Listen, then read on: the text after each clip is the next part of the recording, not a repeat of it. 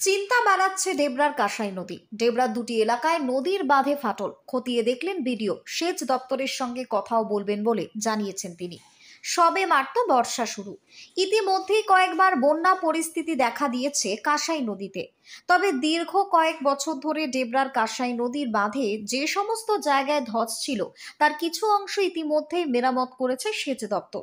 বেশ কিছু জায়গায় এখনো কাজ বাকি রয়েছে, আর তার মধ্যে আবারও নতুন করে চিন্তা বাড়াচ্ছে ডেবরার গোলগ্রাম পঞ্চায়েতের বিষ্ণুপুর এবং মামুদাবাদ।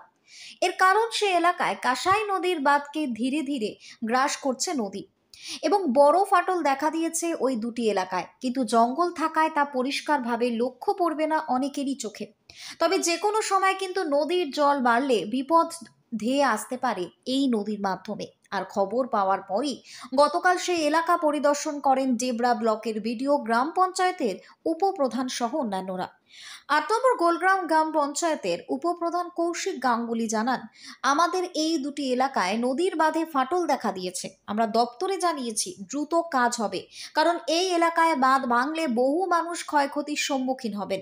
তাই দ্রুত সেচ দপ্তর উদ্যোগ নিচ্ছে। ডেবরা ব্লকের বিডিও প্রিয়ব্রত রারি জানান, আমরা ইতিমধ্যেই বিষয়টি সেচ দপ্তরকে জানিয়েছি যাতে দ্রুত এটি পরিষ্কার করে মেরামতি করা হয়।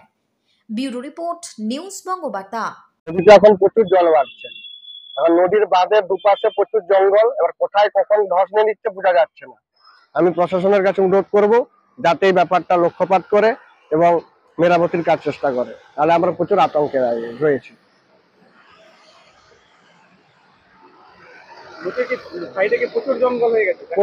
প্রচুর জঙ্গল, বোঝাই যাচ্ছে না কোথায় ধস নিয়ে নিচ্ছে। এবারে নদীতে প্রচুর জল, যার ফলে আমরা প্রচুর আতঙ্কে রয়েছি, কোথায় ধস নিলে কোথায় সব বাড়ি ঘর ডুবে যাবে। এখন আপনার নাম? আমার নাম নারায়ণ চন্দ্র সাঁতরা।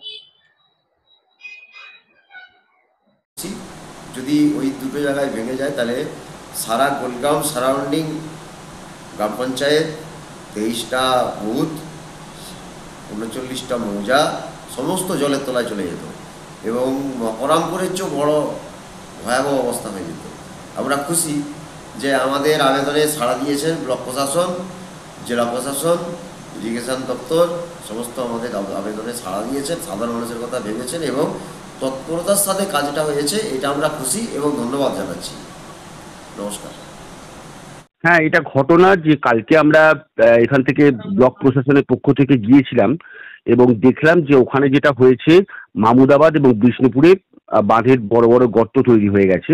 তার কারণ এই সময় নদীর জল প্রচুর বেশি আছে এবং সেই জলের স্রোত বাঁধে এসে ধাক্কা মারছে, তার ফলে মানে বাঁধের যে মাটি তার ইরেশন হচ্ছে এবং সেই জন্য বেশ বড় বড় গর্ত তৈরি হয়ে গেছে।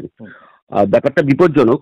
আমরা সঙ্গে সঙ্গে ইরিগেশনের সঙ্গে কথা বলেছি এবং ইরিগেশন ডিপার্টমেন্ট ইমিডিয়েটলি কাজ শুরু করেছে। অতএব ওরা কয়েকদিনের মধ্যে রিপেয়ার করে দেওয়া হচ্ছে।